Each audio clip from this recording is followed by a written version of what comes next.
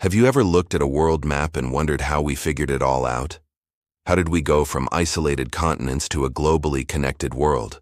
For thousands of years, great civilizations in Europe, Asia, and the Americas knew almost nothing of each other. They were worlds apart, separated by vast, terrifying oceans. But then, something changed. A new era of courage, curiosity, and ambition dawned, the age of exploration. This wasn't just about drawing new lines on a map. It was about redrawing the future of humanity itself. From the late 15th to the early 17th century, a handful of daring navigators and their crews sailed into the unknown, facing storms, starvation, and the fear of falling off the edge of the world. Their voyages would connect continents, create empires, and unleash a wave of change that we still feel today. So, buckle up, because we're about to set sail on a journey through one of the most transformative periods in human history. Before we dive into the legendary voyages, let's set the stage. What was happening in 15th century Europe that sparked this incredible era? It was a perfect storm of factors.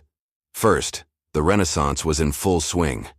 This cultural rebirth wasn't just about art and philosophy, it was a revival of scientific curiosity. People were rediscovering ancient Greek and Roman knowledge, including geography and astronomy, which made them question the old medieval maps.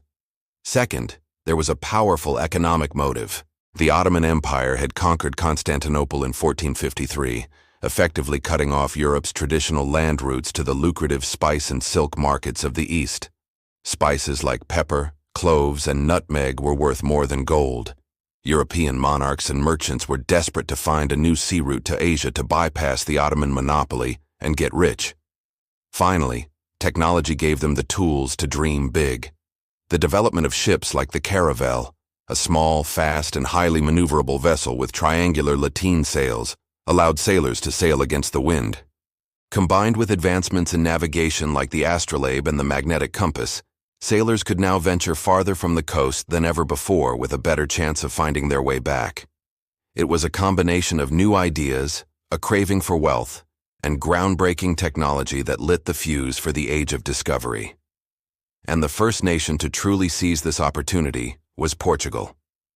Under the visionary leadership of Prince Henry the Navigator, Portugal began a systematic exploration of the African coast in the early 1400s.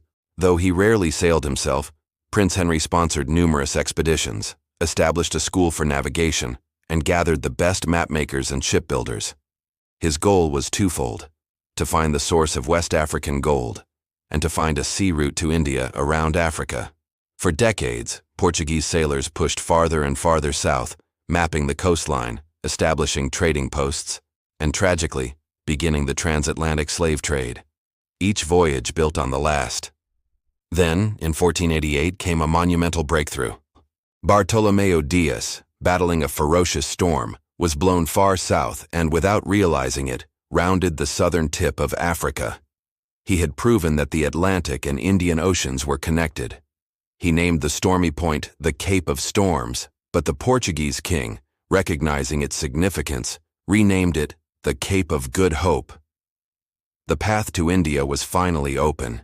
A decade later, in 1498, Vasco da Gama followed Diaz's route, successfully sailed up the east coast of Africa, and crossed the Indian Ocean to reach Calicut, India. He returned to Portugal with a cargo of spices worth 60 times the cost of the expedition.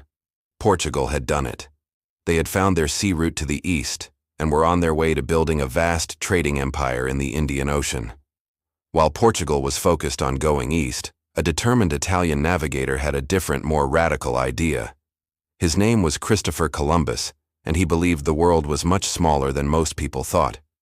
He proposed that by sailing west across the Atlantic, he could reach the riches of the East Indies much faster than the Portuguese route around Africa. After being rejected by the courts of Portugal, Genoa, and Venice, he finally found a sponsor in Queen Isabella and King Ferdinand of Spain.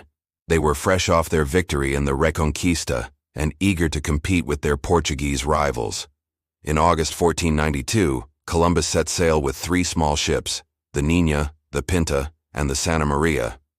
After a tense, 5-week voyage, land was spotted on October 12th. Columbus had reached an island in what we now call the Bahamas. Convinced he had found the outskirts of Asia, he called the native people Indians. He would make 4 voyages in total, exploring parts of the Caribbean and the coast of Central and South America. But he died in 1506, still believing he had reached Asia. Columbus didn't discover a new world. It was already inhabited by millions, but his voyages marked the first lasting contact between the Eastern and Western hemispheres. This event, known as the Columbian Exchange, triggered a massive transfer of plants, animals, diseases, technologies, and ideas between the Old World and the New. Potatoes and corn went to Europe, changing diets and boosting populations, while horses, cattle, and devastating diseases like smallpox came to the Americas, decimating native populations. The world would never be the same. Columbus's voyages opened the floodgates. Spain and Portugal, now fierce rivals for global dominance, scrambled to claim new territories. To avoid war, they turned to the Pope, who in 1494 brokered the Treaty of Tordesillas. This treaty drew an imaginary line down the Atlantic.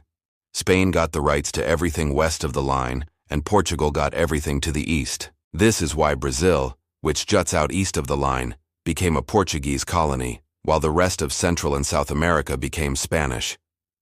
This sparked a frenzy of exploration. Spanish conquistadors like Hernán Cortés and Francisco Pizarro, driven by God, gold, and glory, launched brutal campaigns against the mighty Aztec and Inca empires.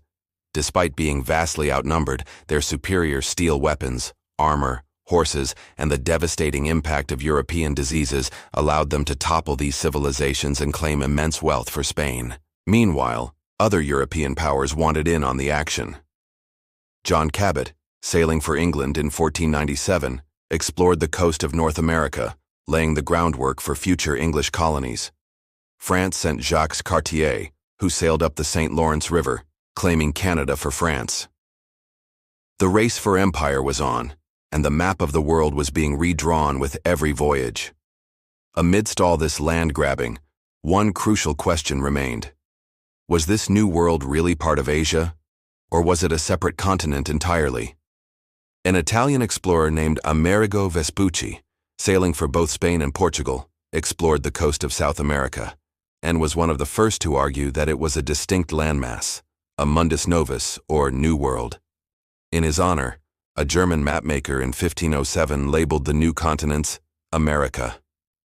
But the ultimate proof came from the most audacious voyage of them all. Ferdinand Magellan, a Portuguese navigator sailing for Spain, set out in 1519 with a bold mission: to find a western passage through or around this new continent and finally reach the Spice Islands of Asia. It was an epic, harrowing journey. His fleet of 5 ships navigated treacherous storms and faced a mutiny while searching for a strait through South America. They finally found it, the perilous passage now known as the Strait of Magellan. Emerging into a vast, calm ocean, Magellan named it the Pacific, meaning peaceful. But their ordeal was far from over.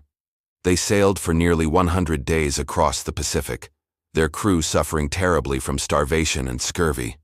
They eventually reached the Philippines, where Magellan himself was killed in a local conflict. Yet, the mission continued. One remaining ship, the Victoria, under the command of Juan Sebastián Elcano, managed to load up with spices, cross the Indian Ocean, round Africa, and limp back to Spain in 1522. Of the roughly 270 men who set out, only 18 returned, but they had done it. They had completed the first circumnavigation of the globe, definitively proving that the Earth was round and that the Americas were indeed a separate landmass. The voyages of explorers from Columbus to Magellan fundamentally reshaped the world. The age of exploration connected hemispheres that had been isolated for millennia, creating the first truly global network of trade, communication, and culture. This led to the rise of powerful European maritime empires and shifted the economic center of the world from the Mediterranean to the Atlantic. It sparked the Columbian Exchange, which transformed agriculture, diets, and populations on both sides of the ocean. However, this era also has a dark and complex legacy. It led to the brutal colonization of the Americas, the destruction of ancient civilizations like the Aztec and Inca, and the horrors of the transatlantic slave trade, which forcibly transported millions of Africans to work on plantations in the New World. The pursuit of wealth and glory came at an immense human cost, and the consequences of this period continue to shape our modern world, from global economic systems to cultural and political landscapes. It was an age of incredible bravery and discovery, but also of profound exploitation and suffering. Understanding this complex history is crucial to understanding the world we live in today. Thank you so much for joining us on this voyage through the age of exploration. It's a story of human ambition at its most inspiring and its most terrifying. If you found this journey through history fascinating, please hit that like button and consider subscribing to our channel for more deep dives into the events that shaped our world. Don't forget to ring the notification bell so you won't miss our next adventure. We'd love to hear your thoughts in the comments below. Which explorer or event from this era do you find most interesting? Thanks again for watching, and we'll see you in the next video.